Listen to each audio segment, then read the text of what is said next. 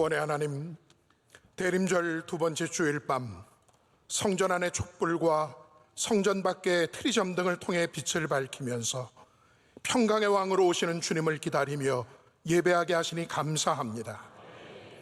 오직 여호와는 그 성전에 계시니 온 땅은 그 앞에서 잠잠할지니라. 이 말씀이 큰 혼돈으로 소란한 이 나라 가운데 임하시기를 간절히 원합니다. 대적 사단은 우리에게 자꾸 눈에 보이는 대로, 귀에 들리는 대로, 마음 가는 대로 성급하게 판단하고 말하며 행동하게 만들어서 후회하게 하고 평화를 깨뜨리려 합니다. 이 밤 오직 잠잠히 주님만을 바라며 주의 뜻이 세워지기를 간구합니다. 주님께 속도를 맞출 때 답답함과 성급함, 분노 등으로 고르지 못했던 우리의 거친 호흡과 말과 행동을 성령님 다스려 주셔서 칼을 품지 말게 하시고 십자가 은혜를 품으며 살게 하여 주시옵소서. 소망의 하나님, 우리 인생이 평안의 때를 지나고 있든 위기의 때를 지나고 있든 항상 주님을 찾고 깨어 기도하며 주님과 동행하는 은혜의 때를 살게 하옵소서. 우리의 구원과 평강이 오직 하나님으로부터 나오는 줄 믿습니다. 아직까지 헛된 욕망에 사로잡혀 예수 그리스도 밖에, 구원의 언약 밖에, 천국 밖에 있는 자들이 이 대림절 참 소망이신 주님 폼으로 돌아오는 은혜가 우리 교회에 차고 넘치게 하옵소서. 교회 각 부서와 선교지 기관마다 한 해를 마무리하고 내년을 준비할 때 성전으로부터 흘러나오는 생명수이신 예수 그리스도를 통해 이룰 큰 바다의 비전을 보게 하시고 넓게 친 그물에 가득한 물고기 떼의 비전을 성취케 하옵소서. 쉼없이 많은 목회와 말씀 사역 감당하시는 담임 목사님을 능하신 손으로 강하게 붙들어 주옵시고 비전 선교, 군 선교를 통해 구원받아야 할 영혼과 연약한 교회들을 섬기시는 원로 목사님의 발걸음이 복되게 하옵소서. 이 밤 하나님의 전신갑주로 우리가 단단히 무장하여 주님과 함께 일어나 모든 거짓과 어둠의 악한 권세와 맞서 싸워 승리하는 담대한 하나님의 군대와 용사들 되게 하여 주시옵소서. 예수님의 이름으로 기도하옵나이다. 아멘. 주일 저녁 우리에게 주시는 하나님의 말씀은 신약성경 에베소서 6장 14절로 17절 말씀입니다. 신약 316면에 있는 에베소서 6장 14절로 17절입니다. 이 말씀을 저와 여러분 한 절씩 교독하고 마지막 17절은 함께 합독하겠습니다. 그런즉 서서 진리로 너희 허리띠를 띠고 의의 호심경을 붙이고 모든 것 위에 믿음의 방패를 가지고 이로써 능히 악한 자의 모든 불화살을 소멸하고 구원의 투구와 성령의 검 곧 하나님의 말씀을 가지라. 아멘. 이제 말씀으로 은혜 받는 시간입니다. 담임 목사님께서 하나님의 전신갑주를 입으라 두 번째 말씀을 선포하실 때 큰 은혜의 시간이 될 줄로 믿습니다. 제가 지난 주일 저녁에 영적 싸움에 대해서 여러분께 말씀을 드렸습니다. 우리 하나님의 전신갑주를 입어야 하는 이유가 단순히 멋있게 위해서가 아니라는 거죠. 남들에게 보여주기 위해서, 내가 이만한 옷을 입고 있다는 것을 누군가에게 보여주기 위해서가 아니라 오늘 성경은 우리에게 분명히 얘기하고 있습니다. 우리가 전신갑주를 입어야 하는 이유는 마귀의 간계를 싸워 이기기 위해서, 끊임없는 그러한 영적인 세력, 사탄, 우리의 적입니다. 우리를 계속해서 방해하고 하나님으로부터 멀어지게 하고 우리 생명을 끊으려고 하는 이 사탄의 계략들, 그들의 스킴이라고 하죠.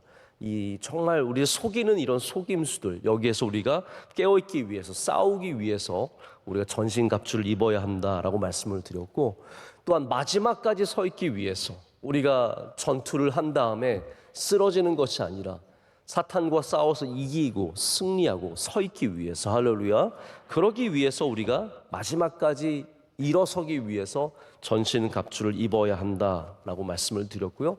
그 중에 또 하나 제가 보태서 말씀을 드린 것은 우리와 사탄의 전쟁은 멀리 있는 사탄과 싸우는 것이 아니라고 말씀드렸습니다.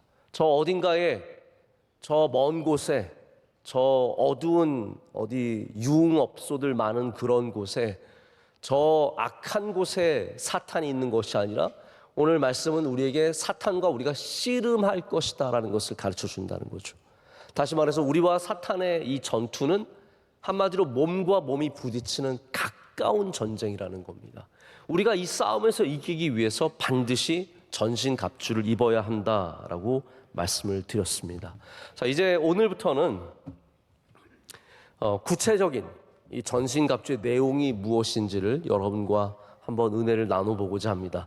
이렇게 저도 설교를 많이 하다 보니까 웬만한 본문들은 다 해봤거든요.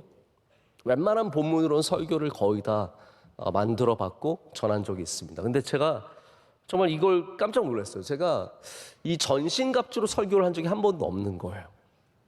있었으면 제가 좀 도움을 받을 텐데 옛날에 준비했던 거 한번 보기도 하고 그럴 텐데 한 번도 보지 않았고 한 번도 해본 적이 없어서 오늘 오히려 저에게 참 감사한 날입니다. 저로 하여금 하나님의 전신갑주가 무엇인지 정말 구체적으로 생각해 보게 되고 여기 굉장히 말씀이 짧습니다. 여러분 오늘 읽은 말씀도 보면 뭐 한 절이 길지 않아요. 쭉쭉쭉쭉 넘어갑니다. 뭐 바울이 여기에 대해서 자세히 설명하는 것도 아니에요. 뭐 진리의 허리띠 뭐 이게 무엇인지 명확하게 설명하지 않고 구원의 투구, 뭐 믿음의 방패 이런 것에 대해서 자세하게 말을 보태지 않고 굉장히 짧습니다. 하지만 이 안에 얼마나 깊고 넓은 하나님의 영적인 세계가 있는지 모릅니다.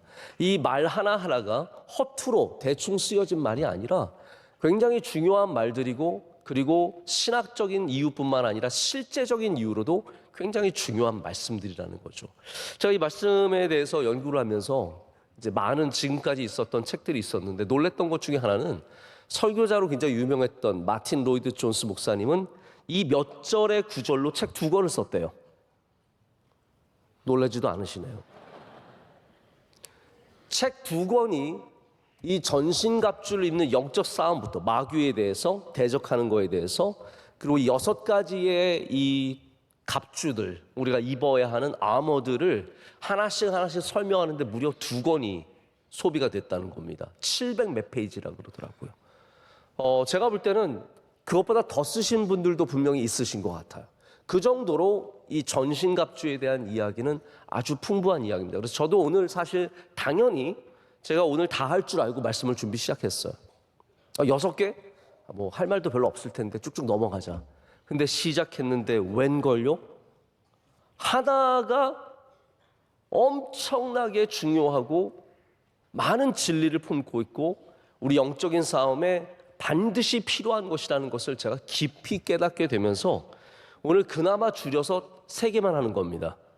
그래서 제가 전신갑주 입으라를 지난주와 이번 주에서 한 번 더 해야 됩니다. 그래서 오늘은 3가지만 여러분과 나눌 거예요. 그래서 제가 이렇게 말씀을 드리는 이유는 걱정하지 말라고요. 제가 하나를 길게 한다고 해서 아이고 봐라 이 목사님이 이거 6개 다 하려면 벌써 계산 들어가시는 분들 계시거든요. 하나당 몇 분씩 해가지고 몇 분에 끝나겠다. 저는 오늘 3가지만 딱 여러분께 말씀을 드리고자 합니다.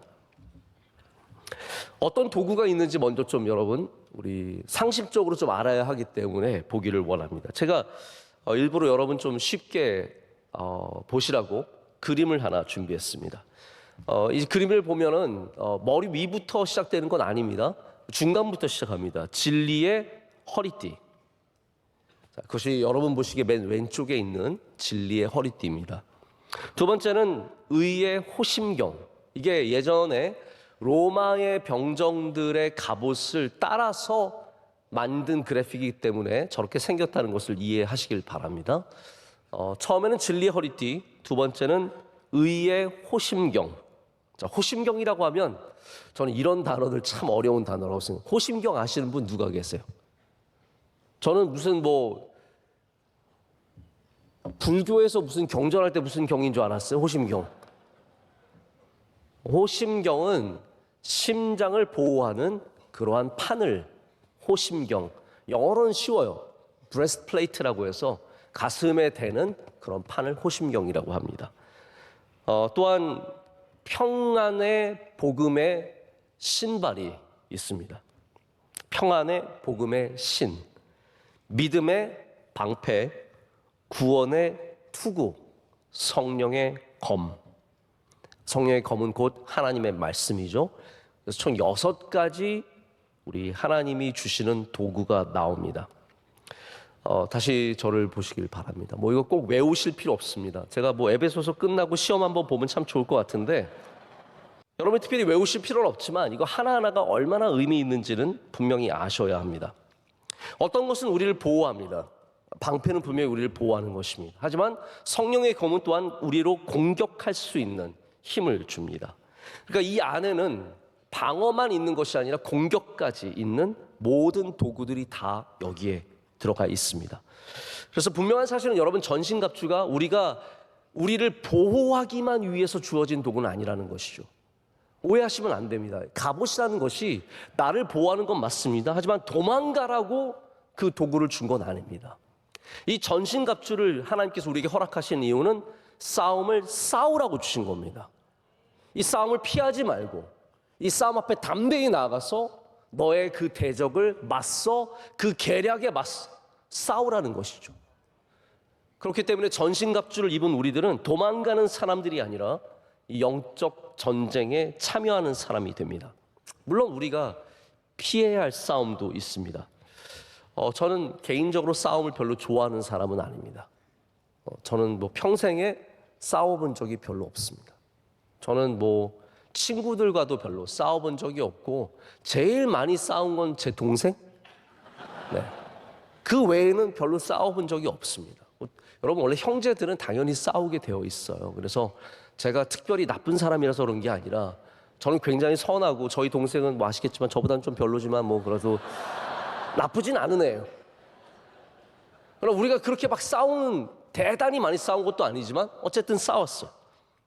하지만 저는 세상에서는 절대로 안 싸웁니다. 우리가 피해야 할 싸움들이 있습니다.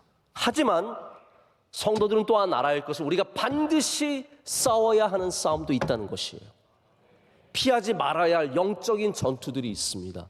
절대로 패해서는 안 되는 영적인 전투들이 있습니다. 오늘 저녁에 예배 갈 것인가 말 것인가, 에라 모르겠다 지자 라고 해서 집에 편안하게 앉아 계시면 그것은 여러분이 그 싸움에 나서지 않은 것이죠. 하나님께서 우리에게 적당히 살라고, 멋지게 살라고, 이거 입고 거리를 활보하라고 전신갑주를 주신 게 아니라 우리로 하여금 전투에 임하도록 이 전신갑주를 주셨다는 말입니다. 그래서 오늘 말씀에 강함과 관련된 말씀이 4번이나 등장합니다. 여기 다 똑같은 단어로 등장하진 않지만 이 베이스는 다 똑같아요. 굳게 서라. 할렐루야. 굳게 서라. Stand firm. 우리의 자리에 절대로 뒤로 물러서지 말고 도망치지 말고, 이 굳게 서라는 것은요, 너의 자리를 지키라는 거예요. 그 그라운드를 버리지 말라는 겁니다.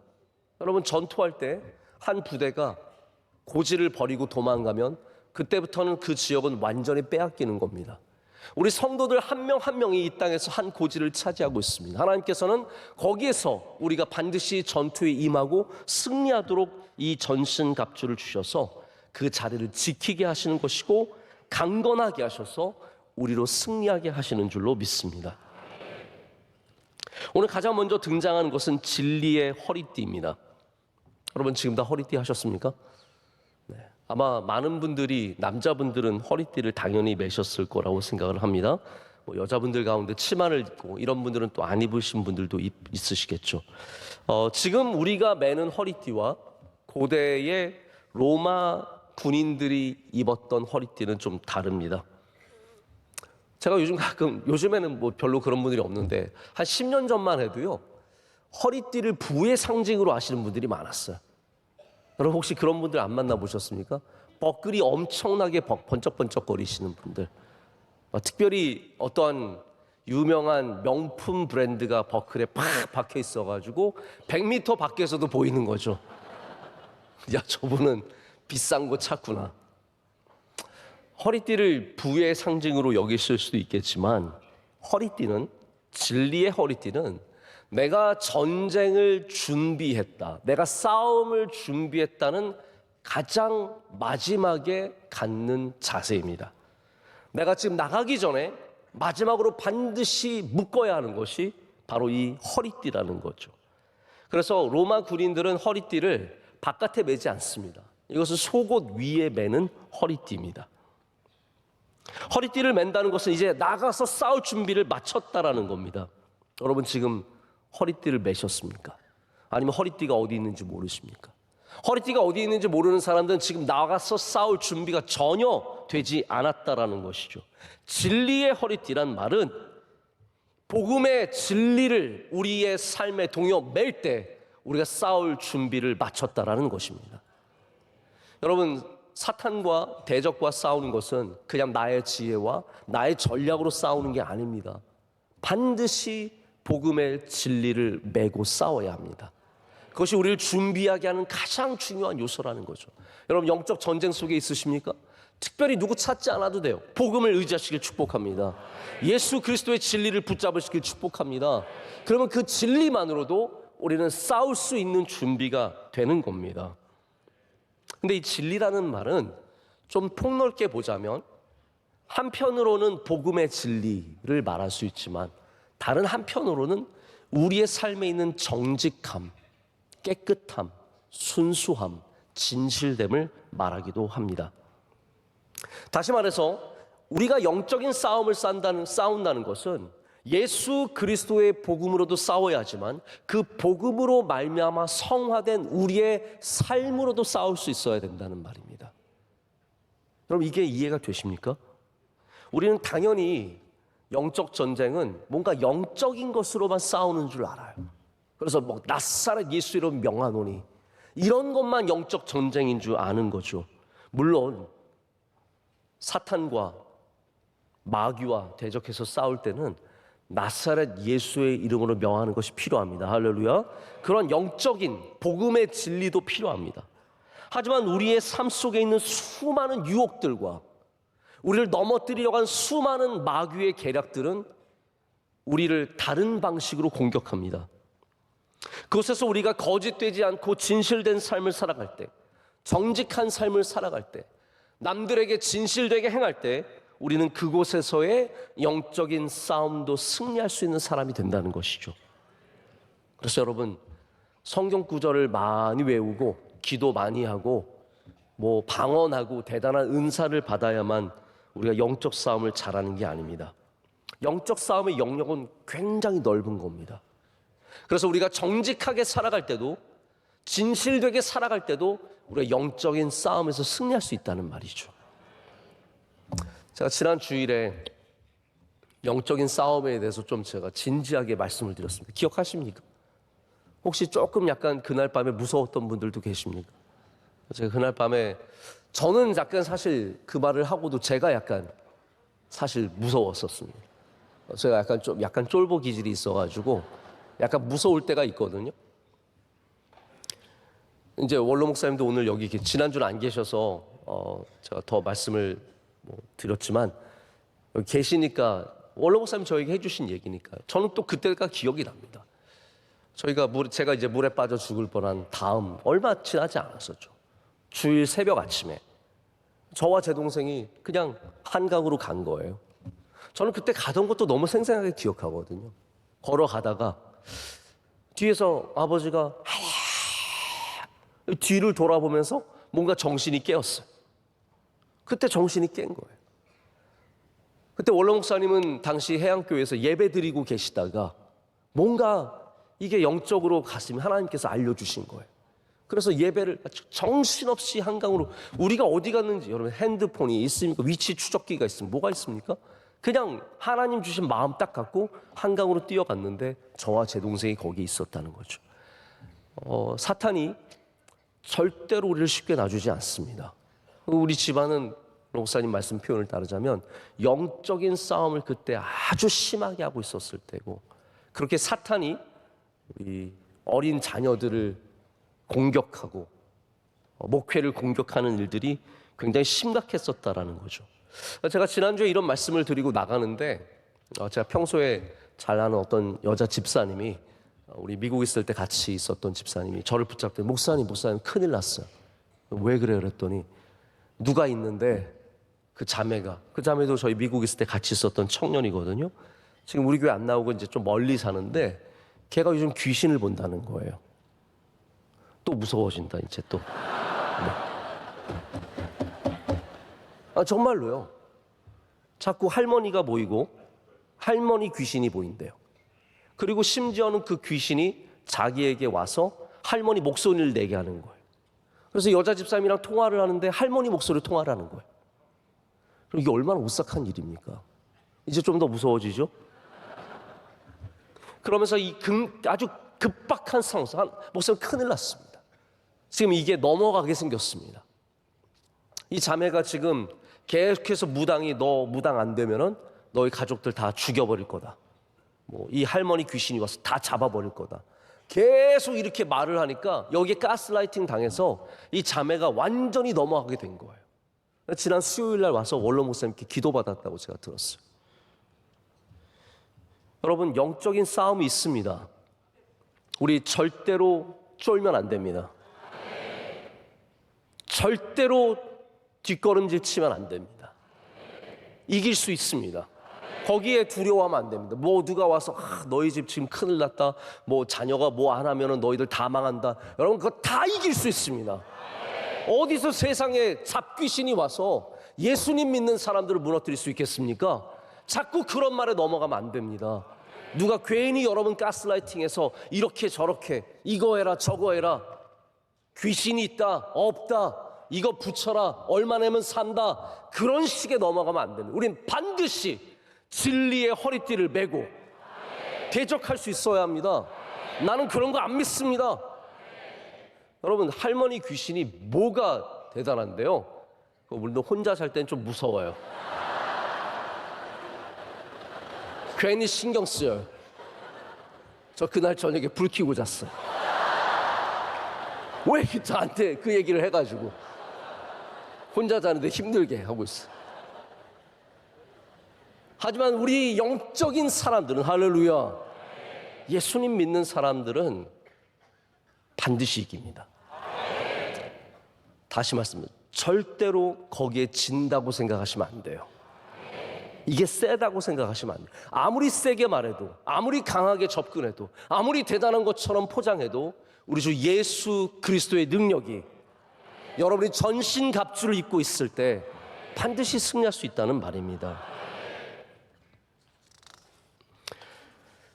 여러분, 이런 영적 전쟁도 있지만 우리가 사회에서 경험하는 영적 전쟁도 있습니다.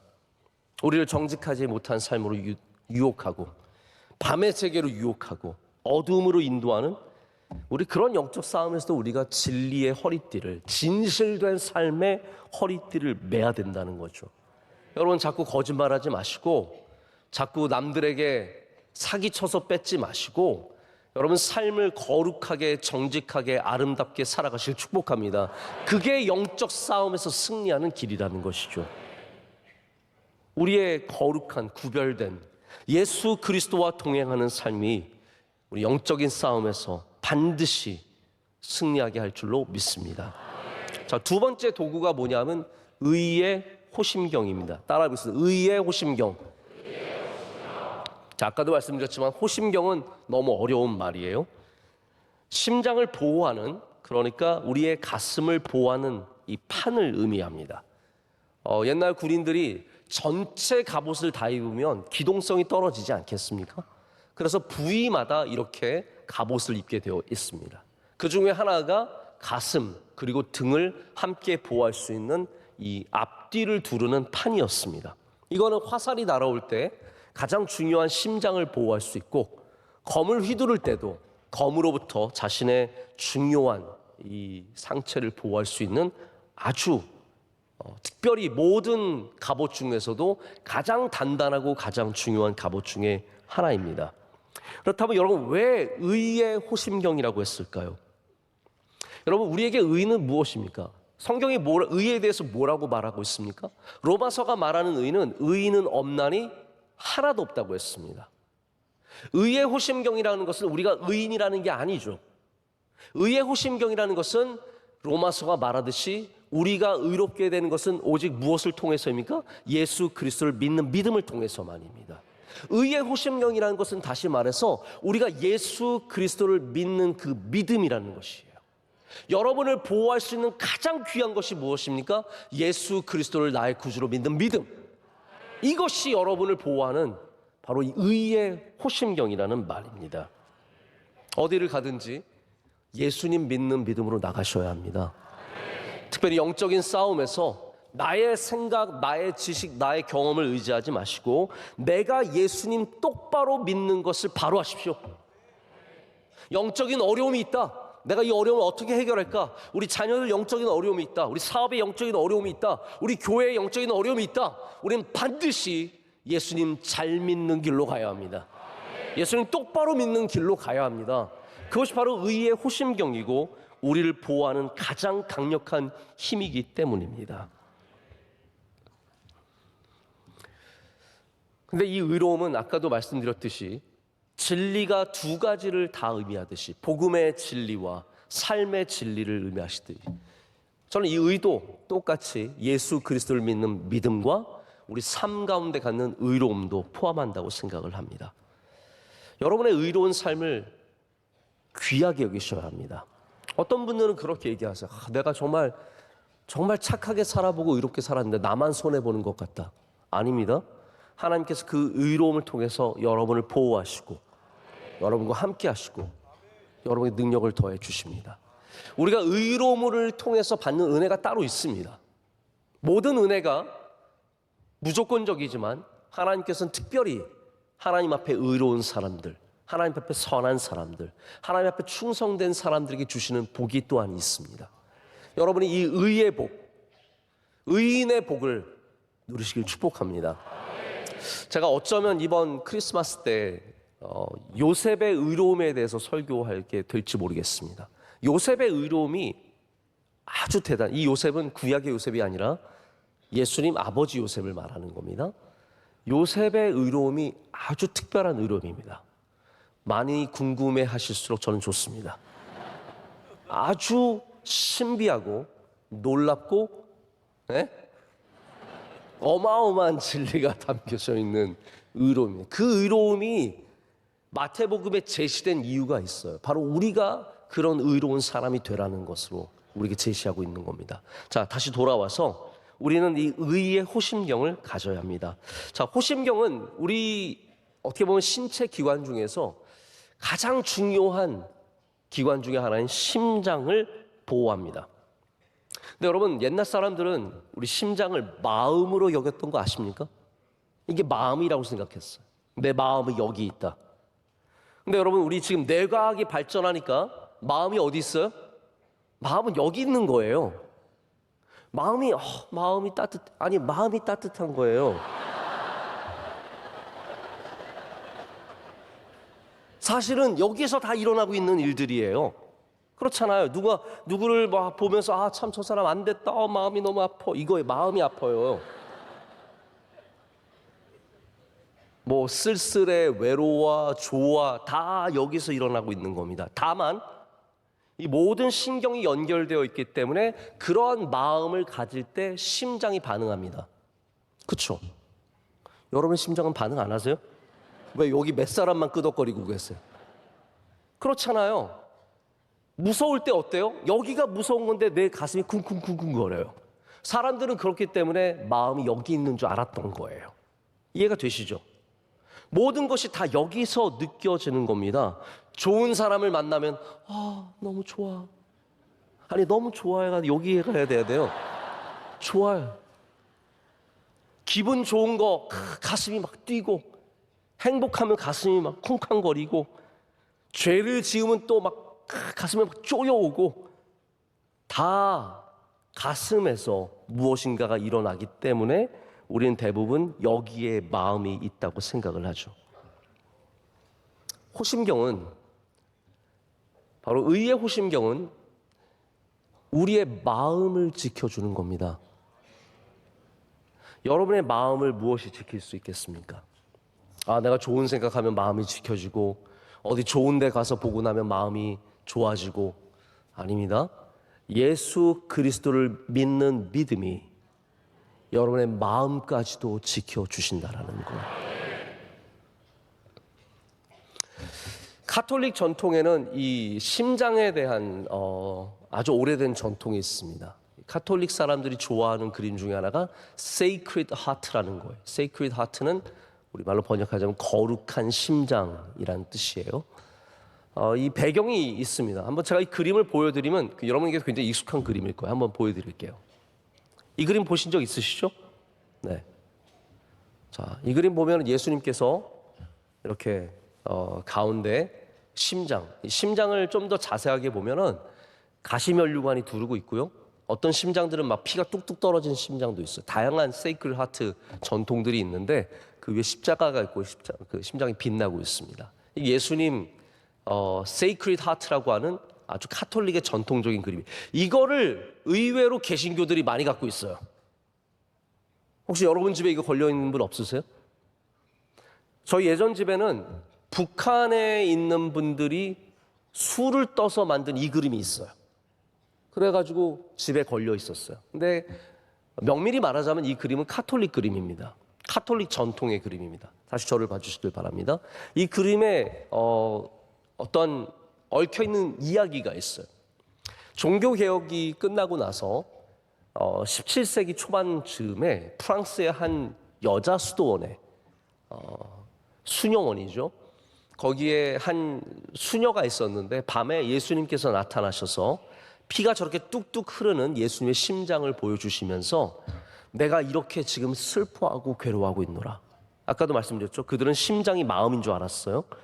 내가 이렇게 슬프고 괴로워하노라 라고 말씀하시면서 무엇 때문에 슬퍼하셨냐면 내가 저렇게 종교개혁해서 개신교인들 때문에 내가 이렇게 괴로워하노라 라고 하시면서 이 수녀에게 이 그림을 모든 교회들과 모든 곳에 걸라라고 해서 이 그림이 퍼져나가게 되었습니다. 그래서 지금 카톨릭 가운데는 Sacred Heart University, 그러니까 이 심장, 거룩한 심장과 관련된 기관들이 어마어마하게 많습니다. 대학교, 병원, 기관들, 선교기관, 고아원, 수많은 기관들이 이름이 Sacred Heart인 이유는 예수님께서 아파하시는, 그런데 그걸 우리가 개신교가 잘 모르기 때문에 우리 때문에 아파하시는 거예요. 우리가 종교개혁 해가지고 예수님이 아파하신다는 그 이유로 만들어진 그림이 바로 저 그림입니다. 여기도 똑같은 이야기예요.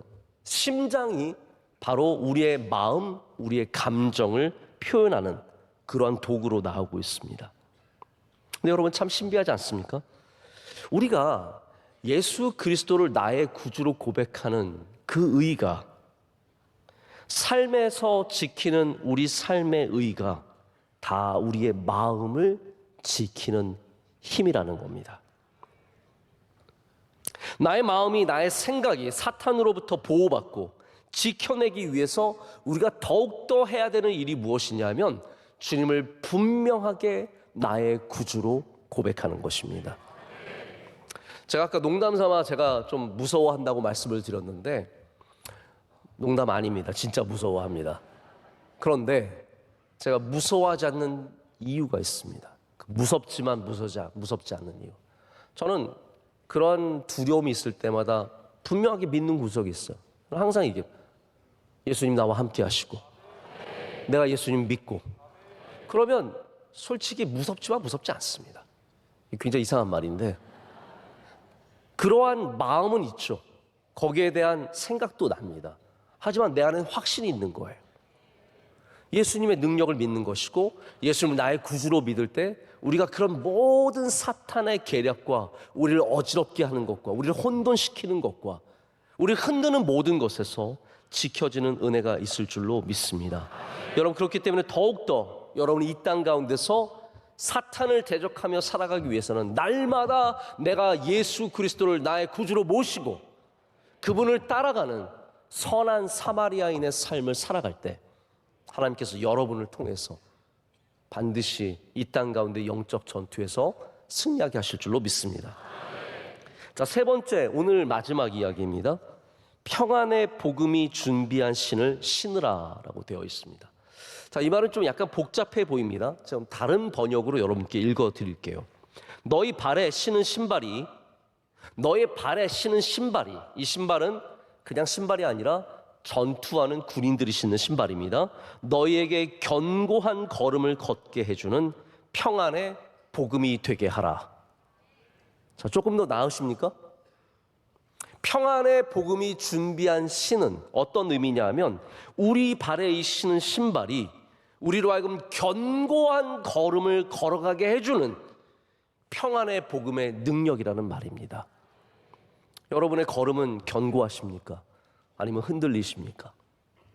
여러분, 군인이 흔들리는 다리로 어떻게 싸울 수 있겠습니까? 견고한 발걸음을 가져야 우리의 영적 전투에서 이길 수 있습니다. 그런데 그 발걸음의 능력이 어디서 나오냐면 복음과 평안에서 나온다는 거예요.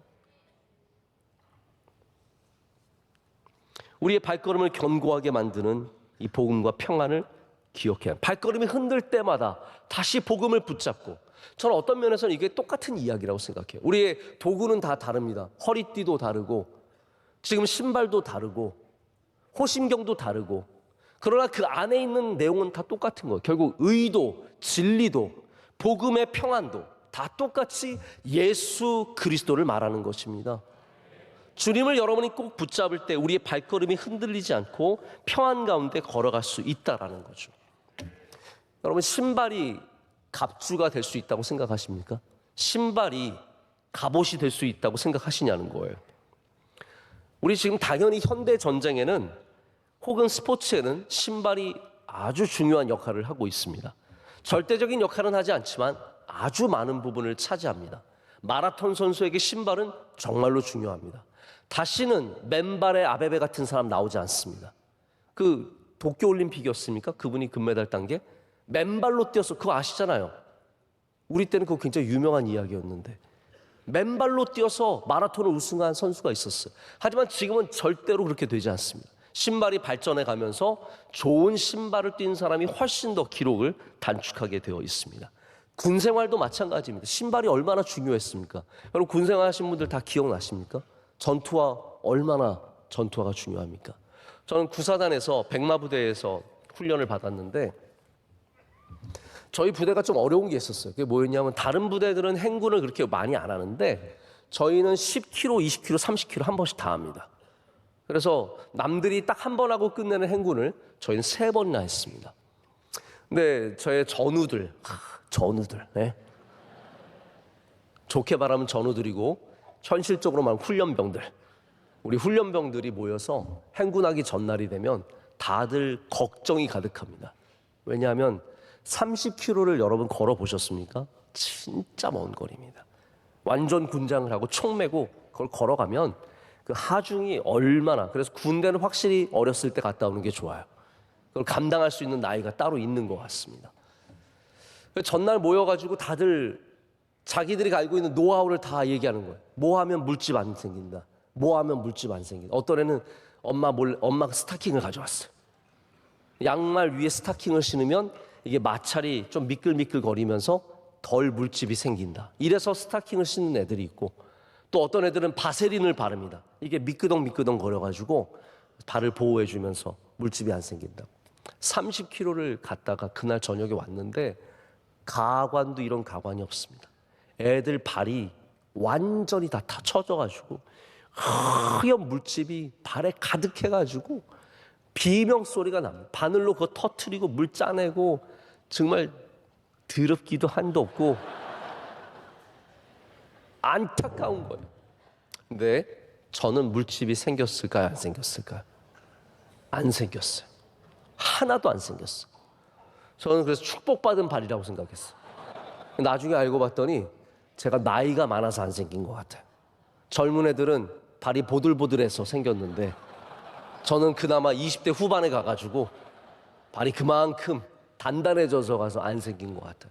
전투화가 군 생활의 반이 될 정도로, 전투화 때문에, 전투화가 제대로 되면은 나가서 열심히 뛸 수 있지만 이게 없으면 전혀 안 되는 겁니다.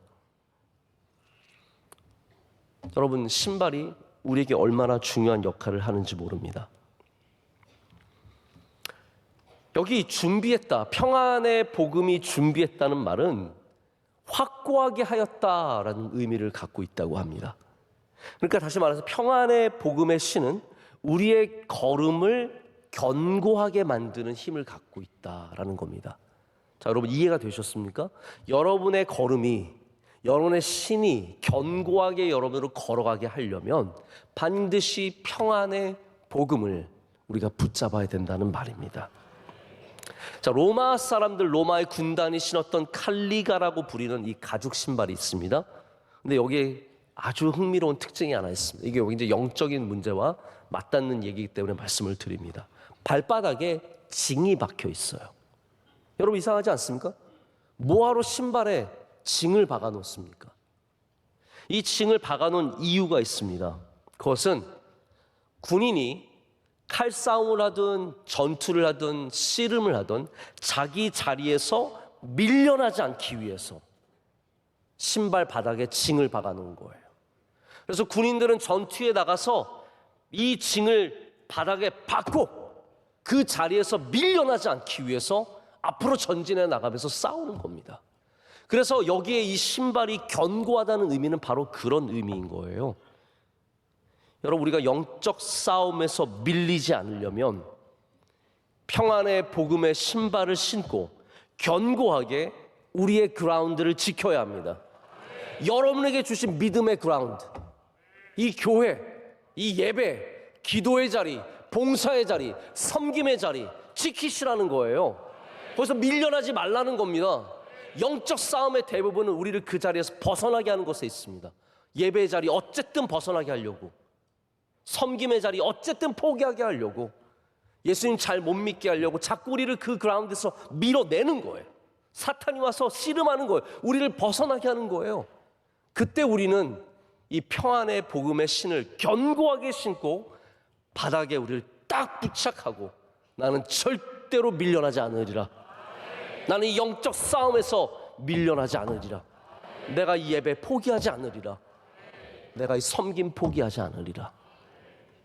그게 바로 신발의 역할입니다. 미국의 영화 감독이죠, 우디 앨런이 그런 말을 했습니다. 출석만 잘해도 90%는 성공한 거다. 저는 이 말 굉장히 마음에 울림이 되었습니다. 나오기만 잘 나와도 90%는 성공한 거래요. 저는 우리 성도들이 여러분의 영적인 자리 지키는 것을 귀하게 여겼으면 좋겠습니다. 이것을 소홀하게 여기시면 안 됩니다. 나의 영적인 자리를 사모하고 이 자리를 지키려는 마음이 뜨거워야 여러분이 영적으로 성공하는 겁니다. 그래서 예배만 잘 지켜도 솔직히 신앙의 80%는 성공한 겁니다. 제가 100%라고 말씀은 드릴 수 없어요. 그러나 최소한 여러분이 예배의 자리를 놓치지 않고 내가 끝까지 예배드리리라, 할렐루야, 내가 끝까지 기도하리라, 이것만 안 놓쳐도 영적으로 80%는 여러분 성공하는 겁니다. 제가 봤을 때 시험 들어서 나가는 분 대부분들이 예배가 이미 흔들렸어요. 예배할 때 은혜 못 받아요. 예배할 때 흔들려요. 관심도 없어요. 점점 뒤로 가서 앉습니다. 안 보이는 데 가서 앉습니다. 물론 지금 안 보이는 데 앉았다고 해서 그분들이 시험 든 건 아니지만, 예배의 자리가 흔들릴 때마다 우리가 영적 싸움에서 점점 밀려가는 겁니다. 지금 한국 교회의 문제가 예배의 자리라는 생각을 해보셔야 합니다. 우리가 코로나를 통해서 예배의 자리에 밀렸습니다. 그리고 다시 회복하지 못하는 안타까운 일들을 지나가고 있습니다.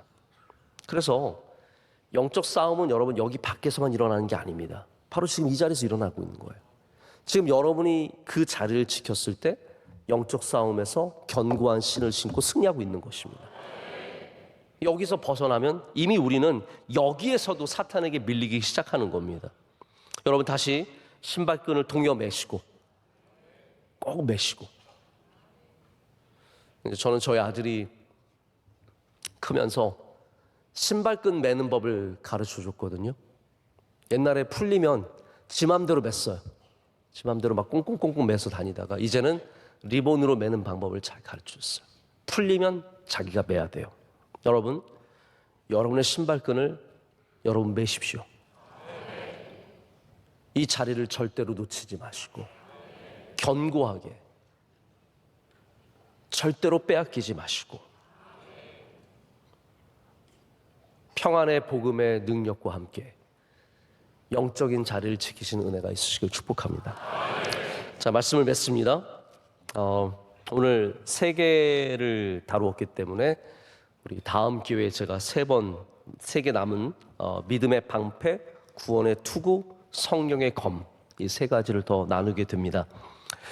하나님의 갑주, 전신갑주라는 표현은 굉장히 독특한 표현처럼 보입니다. 왜냐하면 우리 신약 성경에서 우리 여기서만 처음 만나고 또 마지막으로 만나는 표현이 아닙니까? 그런데 성경 전체를 보면 하나님의 갑주라는 표현은 이미 구약 성경에 쓰여진 표현입니다. 이사야 59장 17절을 보면 이런 말씀이 나옵니다. 공의를 갑옷으로 삼으시며 구원을 자기의 머리에 써서 투구로 삼으시며. 여러분, 구원의 투구가 어디에서 온 것 같아요? 여기서 온 거예요. 구원을 자기의 머리에 써서 투구로 삼으시며 보복을 속옷으로 삼으시며 열심을 입어 겉옷으로 삼으시고 라고 하는 표현이 나옵니다. 이게 하나님께서 우리를 위해 싸우신다는 말이에요. 하나님은 우리를 위해 싸우시는 분이십니다. 우리를 위해 전투에 임하시는 분이십니다. 그때 하나님께서 입으시는 갑주가 있다라는 거예요. 근데 오늘 말씀은 어떤 의미냐면 그 하나님이 입으시는 갑주를 그 하나님께서 우리에게 주신다라는 거예요. 여러분, 하나님의 전신갑주는 어떤 의미입니까? 하나님이 입으시는 그 전신갑주 우리에게 주신다는 말씀이세요. 이것처럼 귀한 게 어디 있습니까? 여러분, 기억하십니까? 다윗이 골리앗과 싸울 때 사울이 너 내 갑옷을 입고 나가서 싸워라 라고 해서 자기 검도 주고 옷도 주고 다 줬습니다. 근데 가서 다윗이 그것을 입어보니까 몸에 맞지 않습니다. 움직일 수가 없습니다. 그래서 안 입죠. 그런데 그 갑옷 대신에 하나님의 갑옷을 입고 나가지 않습니까? 너는 창과 단창 검으로 내게 나오지만 나는 여호와 하나님의 이름으로 나아간다고 하면서 하나님의 갑주를 입고 싸우는 사람이 다윗입니다. 여러분, 오늘 하나님의 갑옷은 우리에게 가장 적합한, 우리의 싸움에서 우리를 승리하게 하는 가장 적합한 갑옷입니다. 오늘 여러분 삶 앞에 있는 골리앗을 이 전신 갑주를 입고 싸워서 승리하시길 축복하고, 사탄을 쓰러뜨리시고 영적인 싸움에서 승리하시고 세상의 모든 싸움에서 여러분 반드시 씨름하여 이기는 우리 명성교회 저와 여러분 되기를 간절히 소망합니다. 함께 주신 말씀과 귀한 찬양을 붙잡고 우리의 영적인 싸움을 위해서 기도하기를 원합니다. 우리 하나님의 전신 갑주를 입어야 합니다. 하나님이 입으셨던 그 갑주입니다. 구원의 투구를 쓰고 오늘 주신 말씀처럼 진리의 허리띠를 베고 우리의 마음과 생각을 지키는 의의 호심경을 두르고 우리로 견고하게 우리를 자리를 붙잡게 하는 평안의 복음의 신을 신고 주님의 갑주를 입고 싸워서 승리할 줄로 믿습니다. 어려울 때마다 더욱더 주 예수 그리스도를 나의 구주로 고백하십시오. 힘들 때마다 나의 의로움이 우리 주 예수 그리스도를 믿는 그 믿음에 있음을 다시 되새기십시오. 우리 어려울 때마다 주의 복음의 신을 견고하게 신어서 그 끈을 다시 동여매어서 우리 모든 삶 가운데 밀리지 않고 빼앗기지 않고 영적으로 승리하기를 원합니다. 주여 우리를 도와 주시옵소서. 모든 영적인 싸움에서 승리하게 하여 주시옵소서. 하나님, 우리 대한민국이 영적인 싸움에서 승리하게 하여 주시옵소서. 우리 명성교회가 주 복음을 믿고 주 예수 그리스도를 믿음으로 고백함으로 말미암아 모든 영적인 싸움에서 승리하게 하여 주시옵소서. 우리 가정이 승리하게 하여 주시옵소서. 내가 승리하게 하여 주시옵소서. 우리의 두 손을 높이 들고 주님의 이름을 세 번 크게 부르짖고 함께 기도하겠습니다. 주여, 주여, 주여. 아버지 하나님, 감사합니다. 주님의 이름으로 모든 것들을 쌓아주옵소서. 아버지 하나님,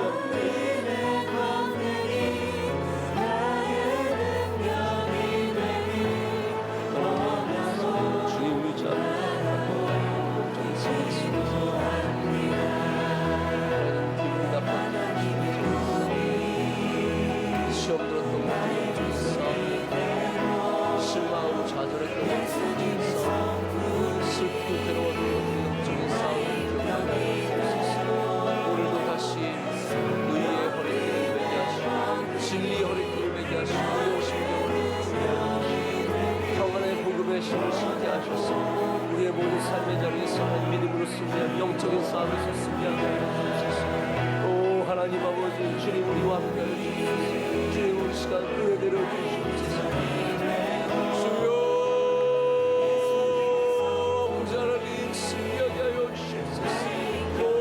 곳에서 주 이름을 부르짖으시고 아버지 하나님의 능력으로 승리하게 하여 주시옵소서. 놀라운 은혜를 경험하게 하여 주시고 영광 올려드리게 하여 주시고 주님 붙잡고 하나님 모든 곳에서 주의 선하심을 역사하심을 말하게 하여 주시옵소서.